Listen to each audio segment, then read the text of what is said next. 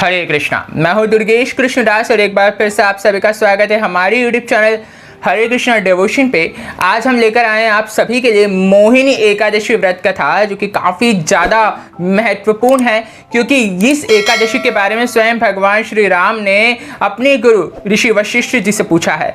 तो आइए जानेंगे इस कथा को। उससे पहले यदि आप चैनल पर पहली बार आएँ तो चैनल को सब्सक्राइब करें, साथ ही साथ बेल आइकन को प्रेस करें ताकि आने वाली वीडियोस की नोटिफिकेशन आपको मिले सबसे पहले। इस कथा की शुरुआत होती है भगवान श्री राम से। जब भगवान श्री राम ऋषि वशिष्ठ जी से प्रश्न करते हैं कि हे ऋषिवर, ऐसा कोई व्रत बताइए जिससे सारे दुखों का नाश हो जाए, जिससे सारे पापों का नाश हो जाए, क्योंकि मैंने सीता जी के वियोग में काफ़ी दुख को सहन किया है। तब ऋषि मुस्कुराते हैं और कहते हैं कि है प्रभु श्री राम, आप निश्चित रूप से बहुत ही शुद्ध हैं और बहुत ही पवित्र है। आपका नाम लेने मात्र से हर एक जीवात्मा शुद्ध हो सकती है, लेकिन लोकहित के कल्याण के लिए आपका प्रश्न बड़ा ही सुंदर है। तो आइए मैं आपको उस कथा के बारे में सुनाता हूँ, जो कि मोहिनी एकादशी की कथा है। वैशाख मास में आने वाली एकादशी का नाम है मोहिनी एकादशी। इसको करने मात्र से जीवात्मा के, मनुष्य के सारे पाप दूर हो जाते हैं, सारी दुख तकलीफें नष्ट हो जाती हैं। तो एक समय की बात है, सरस्वती नदी के तट पर भद्रवती नाम की नगरी हुआ करती थी। उस भद्रवती नगरी के राजा द्युतिमान थे, जो कि काफ़ी धर्मात्मा थे और काफ़ी ऐश्वर्यपूर्ण थे। वहीं उन्हीं की नगरी में एक वैश्य भी रहा करता था, जिसका नाम था धनपाल। धनपाल भी काफ़ी धर्मराज और साथ ही साथ भगवान का, श्री हरि का बहुत बड़ा भक्त हुआ करता था।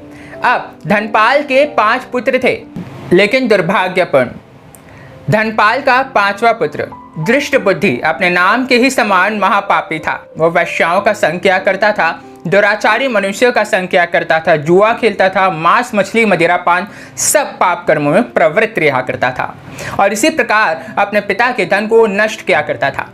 अब इस चीज से परेशान होकर धनपाल अपने पुत्र को घर से बाहर निकाल देता है।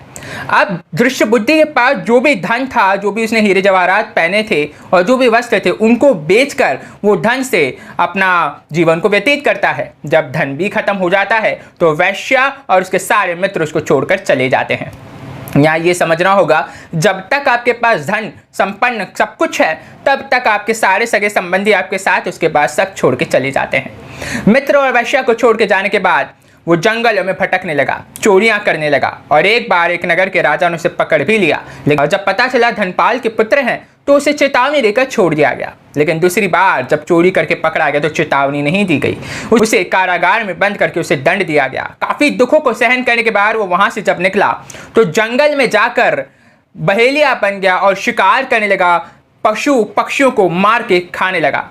अब शायद कुछ पिछले जन्म के पुण्य थे कि घूमते घूमते वो ऋषि कौंडे के आश्रम पहुंच गया।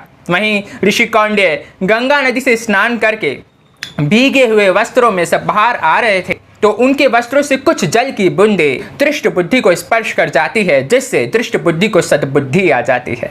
और आज दृष्ट बुद्धि सद्बुद्धि में आकर ऋषि कौंडे से प्रश्न करता है ऋषिवर, मैंने अपने जीवन में काफी पाप किए हैं, कृपया करके कोई ऐसा उपाय बताएं बिना धन का जिससे मेरे सारे पाप नष्ट हो सकें। इस बात से प्रसन्न होकर ऋषि कौंडे उन्हें वैशाख मास की मोहिनी एकादशी के बारे में बताते हैं और कहते हैं, मोहिनी एकादशी का विधि पूर्वक पालन करो, निश्चित रूप से तुम्हारे सारे पाप धुल जाएं। फिर क्या था, हर एकादशी की तरह दृष्ट बुद्धि भी एकादशी का पालन करता है, मोहिनी एकादशी का पालन करता है, विधि पूर्वक भगवान की पूजा करता है, आराधना करता है और अंतिम समय में गरुड़ पर सवार होकर वैकुंठ धाम को जाता है।